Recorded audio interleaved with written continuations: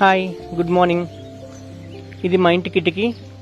ఇక్కడ ఒక 5 పిచ్చుకలు ప్రతి విండో దగ్గర ఒక 5 పిచ్చుకలు నివసిస్తున్నాయి గత 2 years నుంచి. ఇప్పుడు మార్నింగ్ మాకు అవే నిద్ర లేపుతాయి. కాకపోతే గత 1 month బ్యాక్ మన పిల్లలు బాగాలేకపోతే ఆ పిచ్చి గూడు అంతా తీసేసి మొత్తం ఆ విండోని మొత్తం పెయింట్ వేసేసి పంపించేసినాం.